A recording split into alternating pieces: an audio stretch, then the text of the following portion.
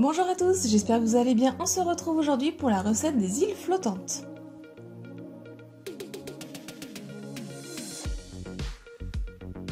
On va commencer par la crème anglaise. Il vous faudra 50 centilitres de lait, 70 plus 40 g de sucre, 5 œufs et une gousse de vanille ou de l'arôme de vanille. Je commence dans une casserole par venir verser mon lait.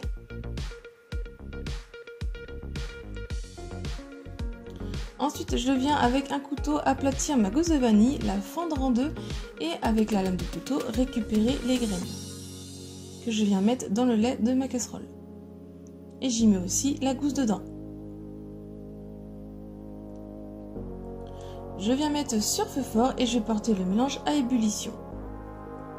Pendant ce temps-là, je viens prendre mes œufs et je vais venir les casser pour les séparer des blancs des jaunes.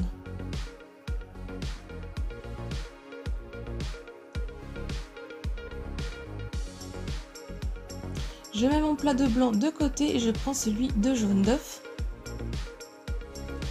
Mon mélange a été ébullition, je le retire du feu, je viens le mettre de côté. Dans mon mélange de jaune, je viens y verser les 70 g de sucre et avec le fouet, je viens mélanger vivement pour faire blanchir.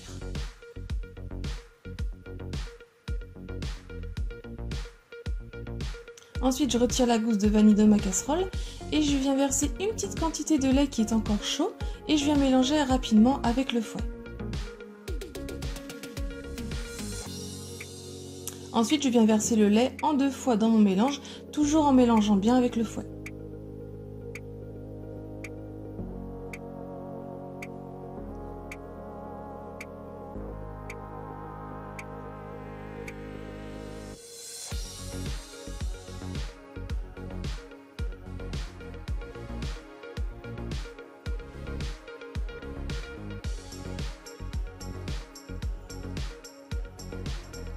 Je viens reverser le mélange dans ma casserole.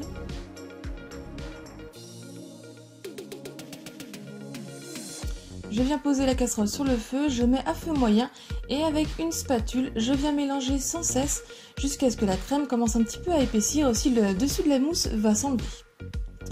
Quand vous voyez qu'elle nappe bien votre spatule comme la voyez à la vidéo, et pour être sûr, vous la prenez et vous tirez un trait rapide et si le trait reste, c'est que votre crème anglaise est prête.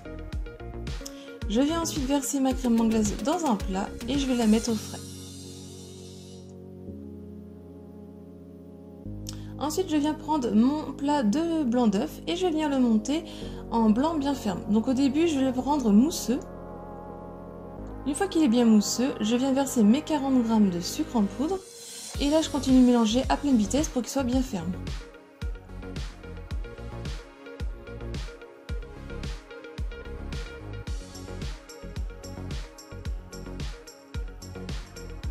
Dans une casserole qui est frémissante, j'ai mis 500 ml de lait et 250 ml d'eau.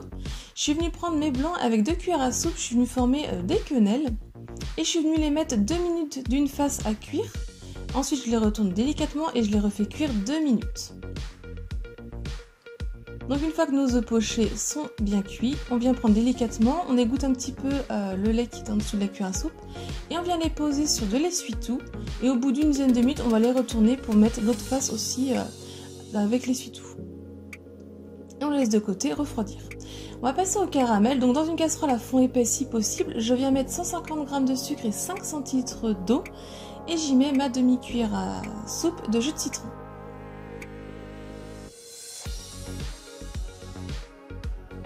Je mélange un petit peu avec la cuillère en faisant attention de ne pas trop en mettre sur les rebords de la casserole. Et on met sur le feu moyen. On va porter à ébullition. On peut mélanger un petit peu en tournant la casserole mais en ne mettant surtout rien, pas de cuillère dedans. Une fois la couleur obtenue, on va pouvoir retirer du feu. On va venir mettre 5 centilitres d'eau chaude en petite quantité, donc attention aux éclaboussures. Et on mélange bien avec notre cuillère en bois.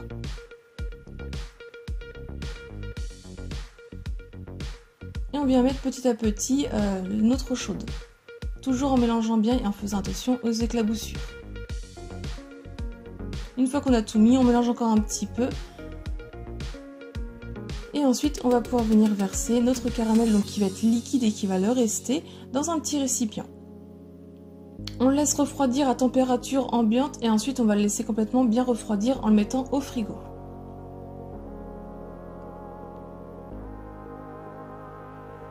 Quand toutes nos préparations sont bien froides, on va pouvoir venir prendre des coupes ou des petites verrines ou des petits bols. Et donc on va venir au début mettre notre crème anglaise dans le fond.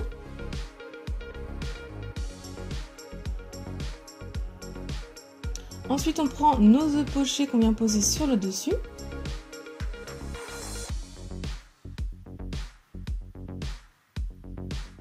Et pour finir, on vient prendre notre caramel qu'on vient mettre aussi au-dessus des œufs pochés.